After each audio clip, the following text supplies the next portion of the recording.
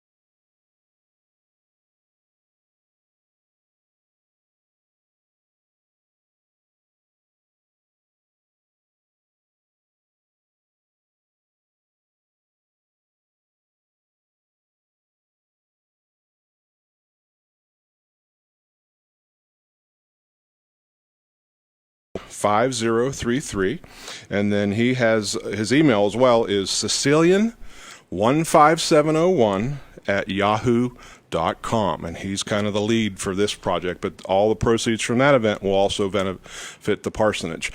Currently at the parsonage we have 3 or 4 vets, plus we're training a new house manager. We continue to serve vets as the need arises, help them get employment and things like that. So we certainly appreciate CMB's bank support as well. Well, that was one of the things I was going to ask you is what's up with the parsonage? How is it going? It's going very well. The community continues to support it. Again, we don't take any state or federal dollars. It's all local dollars and run. And we've had some transitions. We've had about 35 to 40 vets transition through there. Some of them have transitioned over to the Veterans Gardens. Some of them have moved on to employment. So we're working closely with the VA. A lot of the members of the Veterans Providers Group, we kind of all work as a team to make sure those folks are covered. I think one of the interesting things about veterans, and particularly today's veterans, is that they run the gamut. There are still World War II veterans around. Right now, there are a lot of services that are needed by Vietnam veterans. Correct. And Gulf War veterans, and then the subsequent actions in the Middle East as well. And most of those veterans that are coming through Indiana County or are returning to Indiana County are veterans who have some experience in a wartime theater. Wartime, some issue, and we help, and that's the thing. It's kind of a wraparound. We make the referrals to whatever they need. If they're not connected to the VA already, we make sure that they get connected there and make sure they act, whether it's mental health or drug and alcohol or whatever the need may be. Employment, of course, for my hat that I wear on the board, but whatever they need to be successful. And you get them from all areas. One of the interesting things about Indiana County's Veterans Providers is the diversity of the board members that cover so many different areas. Education with IUP. Right. You and CareerLink. And the various different aspects of life around our area, and it seems like they're all represented on the board. Well, and there's 2 things. One, for the parsonage board specifically, I have to give a complete shout out to Pastor Kurt Anderson from the Indiana Church of the Brethren, who's also the pastor for SCI Pine Grove. I think they call them pastors. But him and Mike Weaver. Chaplains, okay. Yeah.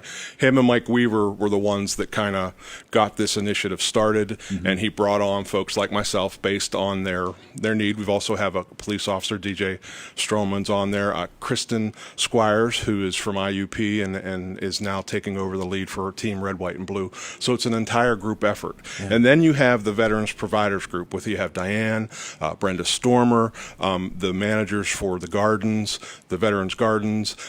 You have VLP, Veterans Leadership Program. So any of the services that would help wrap around veterans in their needs. And we talk about them. The group continues to grow. In fact, today we'll have our meeting at 1 o'clock over at our building at the CareerLink. And Diane, I can't say enough about Diane Overman, who is not a vet, but she certainly has a passion. Her dad's a veteran, and she loves her vets, and she is just a wonderful coordinator. She's busy making sure all the information's on Facebook. I did talk to her briefly yesterday. They are continuing to get people for that special project she has where they're videotaping veterans from the different eras. So if you're interested or need more information about that, please call her. Unfortunately, she had some other things going on this morning, and she was going to talk about that but couldn't be here this morning. But it's called the Legacy Project. Yeah, and that's where you're getting actual video interviews with people. And especially concentrating now on World War II and Korean War vets. Correct. Because we don't want their memories to leave us when they do. No. And speaking of vets, I unfortunately this year I was not able to attend the air show. I had a prior commitment, but my understanding is they made some changes to the hangar dance and things like that. So Nathaniel authors and their group and all the volunteers should be commended. And they do that special piece for veterans, which is, I think, an awesome part of that complete air show. So congratulations to them, and I know Diane was part of that. And it takes a lot of work to get that up and running, but it is something that's special for Indiana County. You, as a veteran, have the opportunity to meet with other vets in a variety of capacities. When the D-Day celebrations or commemorations were going on a couple of weeks ago, did you have a chance to talk to anybody who was there, or whose parents were there, or had some sort of connection to D-Day? I unfortunately did not. I was actually at a couple meetings. That's why you haven't heard me in the radio. We've had lots of meetings. We're coming towards the end of the fiscal year. There's things going on with the WIOA law. So I did not have a chance. But anytime I get an opportunity to talk to a vet, regardless of era, those stories and just hearing about their service. And as we've talked about before, Todd, you'll have veterans, three types. One that's all they ever talk about, because that for them that's the biggest thing they've done in their life. Some that will only talk to other veterans about their experience, and then some, if someone asks, they'll talk about it. So you have a wide range of folks that but a lot of times when I talk to other veterans, it's not about what happened at the war. It's about what happened before the war or after the war, and the camaraderie that occurs between the soldiers and the relationships that were built in. They don't always talk a lot about the actual, regardless of what the event was, what actually happened. Yeah, it's not about the event, it's about the people. It's about the people, yes, sir. There you go. All right. Well, this is about the people, too. Two events coming up. Tell us again. On First at the Moose. July 4th in the Indiana Moose, valued veterans, a picnic barbecue, 12 noon until 4 p.m.